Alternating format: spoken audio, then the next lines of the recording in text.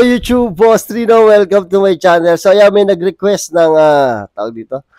May nag-request ng NUKES Top 5. So ito na, tirahin natin ito. Takot ako sa NUKES Top 5 eh. Oh. Tsaka, bukod sa nakakatawa siya, ang dami niyang copyright na sounds. Pero sige, para sa inyo, titirahin natin to, ha?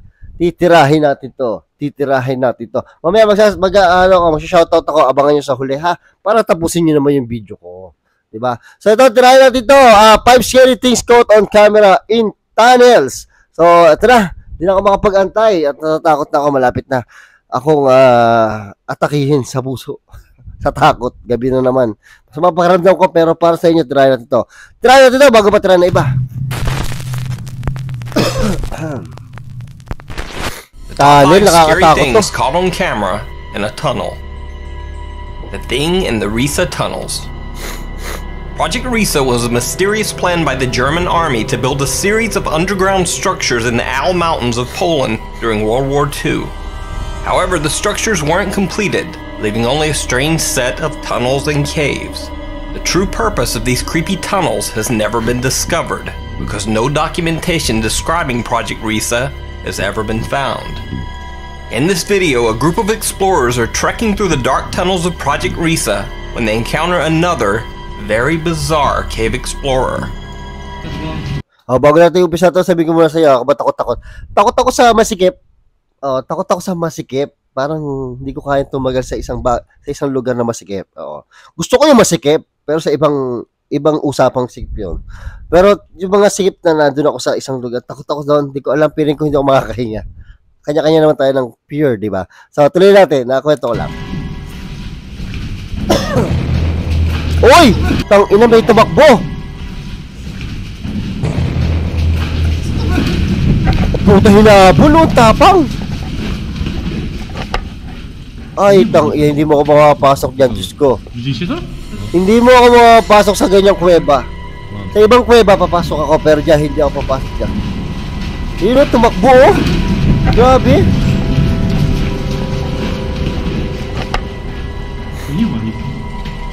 A 4chan user attempted to brighten and stabilize the scary video so that the strange creature could be seen a bit clearer. Minanakbo. Tapos hinabol pa nila. Pero katapang yan. Tapos nawala. Kasi kung yun yung fake na tao, napakatapang ng tao na yun. Yung nagpanggap na multo. Kasi ang dilim doon, wala siyang kasama doon. Diba? Sigurado, nag-set up sila, nandun na siya. Diba? Madilim doon, tapos tumakbo pa siya dyan, nagtago pa siya ulit sa dilim. Matapang na tao yun. It almost looks like some small, scary thing running on 2 legs through the narrow tunnels. But, what do you think? Could this be some strange German World War II experiment gone wrong? Is it some mysterious creature? Or is the whole thing just some good special effects work?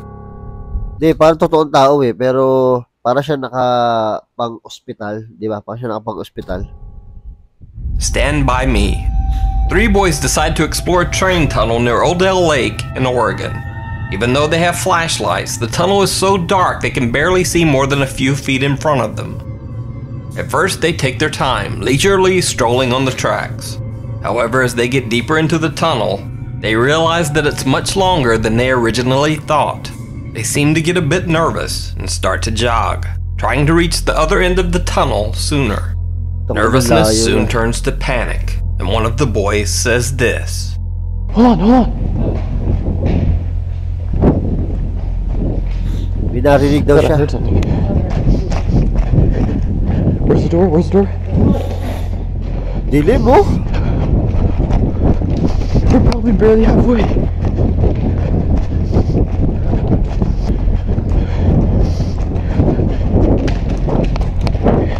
What if a train started coming right now? Less than 1 minute later, his question is answered.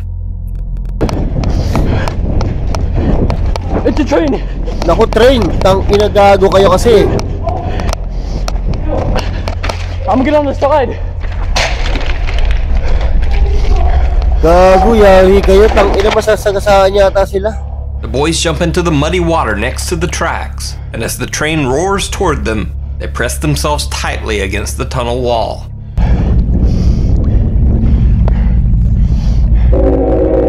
Oh, tren niya po! Tapatay! Shit!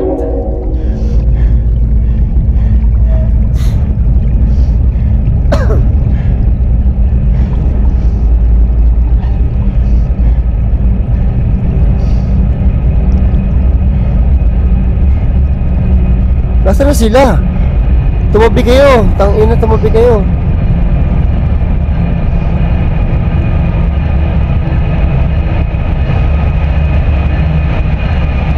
Gago!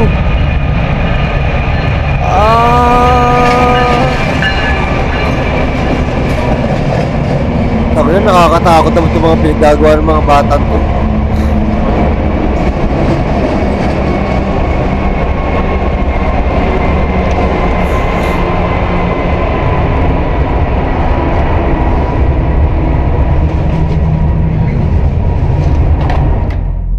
Luckily, the three boys make it through the train passing without a scratch. And hopefully, after this incident, they won't take a stroll through any more train tunnels. Takot, tangina. So, have you ever had a near-death experience like this? If so, let me know down in the comments. Pero ano pala, malawak pala yung gilid, so hindi rin sila masasagasaan. The Descent. The Russian YouTube channel Beyond features a guy named Nick who explores creepy abandoned places. In one episode, Nick explores a series of narrow caves with his friends. The tunnel openings are so small that he actually has to take off his backpack Yun ayoko, yung gumagapa ka sa ano, tapos konti lang yung espasyo. Ayoko to na. make it through the tight No passageways. way. But as he's removing his gear, his friends continue ahead. He calls out for his friend.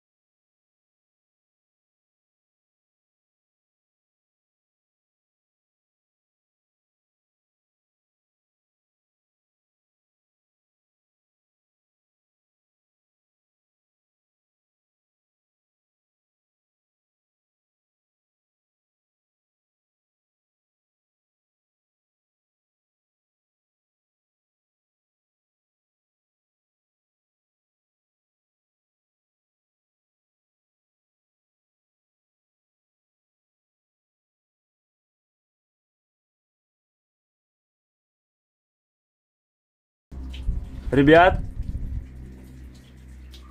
Hala, tumawag.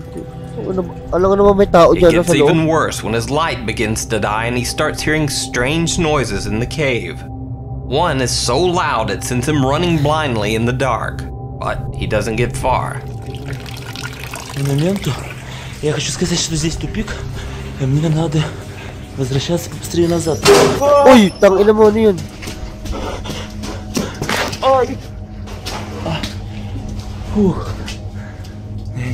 He decides to give up looking for his friends altogether and go back the way he came. But once he gets back to his backpack, even more bad news. Someone or something has been rummaging through his stuff. Patay ka dyan. Ой, все. Ginagambala mo kasi sila eh. Подождите, ребята. Что за бред? Lagi na yung ano. Что за Gago, umalis ka na dyan, lakad na. Меня все вытащили из рюкзака. Uy, ano yun?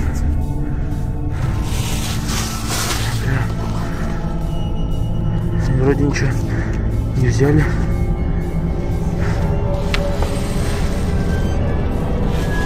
Yun o, may mata. Ребят, здесь кто-нибудь есть, ребят?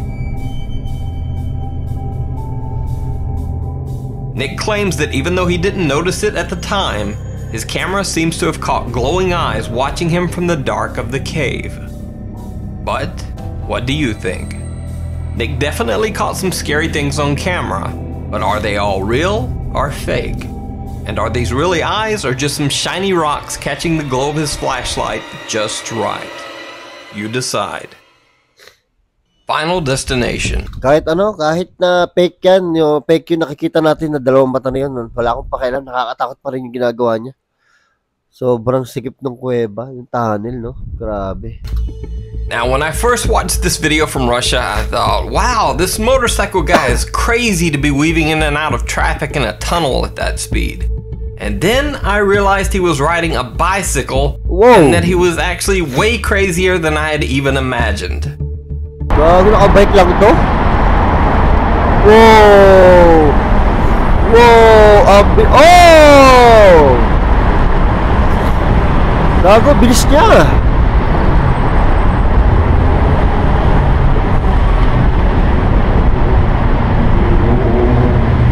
Walang... Oy!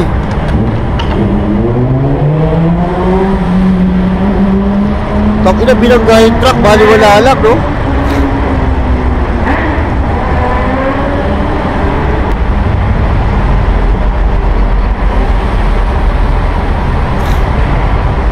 Ay, tarantado ka, wag mo gagawin!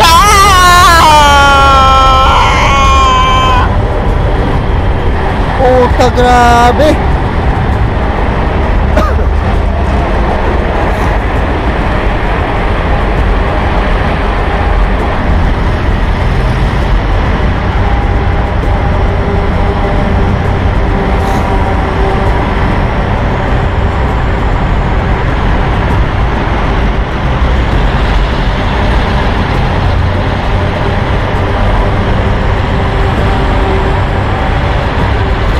Ginagawa nito?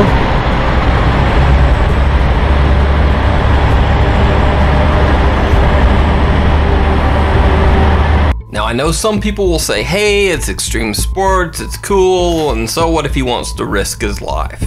So allow me to point out 3 other things that make this guy scary and dangerous to everyone on the road. Number 1, he's weaving in and out of traffic, cutting people off, which means someone could swerve to avoid him and have a wreck themselves.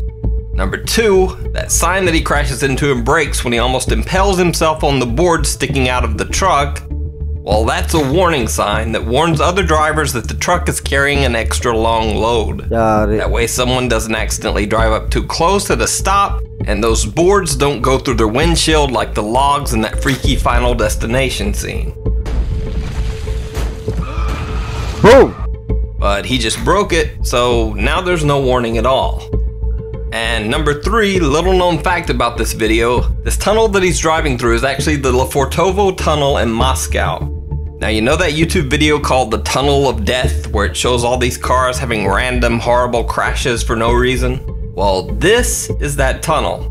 It's nicknamed the Tunnel of Death because even under everyday driving conditions, cars often lose control due to water and ice on the road. So this is a scary video in many ways. At least that's my take. Let me know your opinion down in the comments. Grabe ng yung truck, bali wala eh, no? Grave encounters. 3 guys were exploring a tunnel under an old abandoned asylum in Canada when one of the trio, named Matt, suddenly disappears. They turn back to look for him, but Matt is not there. Matt? Oh, I told you he's sick, he needed to take a breather. Matt! Following us? Did him? I swear behind me 5 seconds ago when he was there. You need to stop playing around, man. Matt! Oh, he's freaking us out.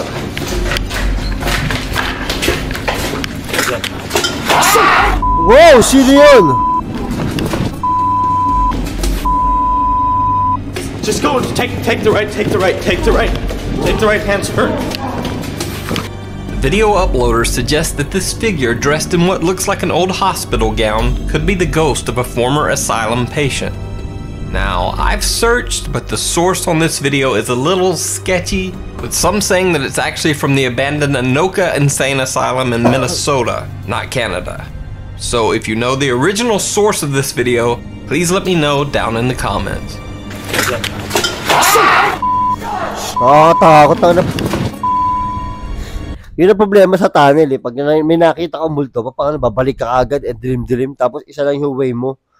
Sigip-sigip pa. Paano ka grabe yung bike. Exciting yung bike, no? Extreme na extreme.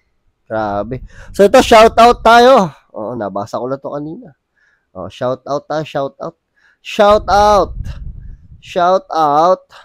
Shoutout. Shoutout kay Ren Samson. Diba? Lagi doon siya nanonood. God bless daw. Taga Santolan, Pasig. Ren Samson. Shoutout sa'yo. Shoutout kay Ronel. Ronel Serrano. Diba? Lagi daw siya nanonood ng video. Natutuwa daw siya sa mga katarantaduhan ko. Shoutout kay Christian Arevalo. Diba? Tapos last shoutout kay Lucas Estrera. Shoutout sa inyo lahat. Mamaya sa isang video shoutout ulit tayo. So yun, maraming salamat sa panonood. Sana na-enjoy kayo. Okay ba yung tanong ko lang, okay ba yung cinematic cinematic video natin? Diba? Piling ko okay naman. So yun, maraming salamat sa panonood at hanggang sa muli. I came from the mud. There's dirt on my hands.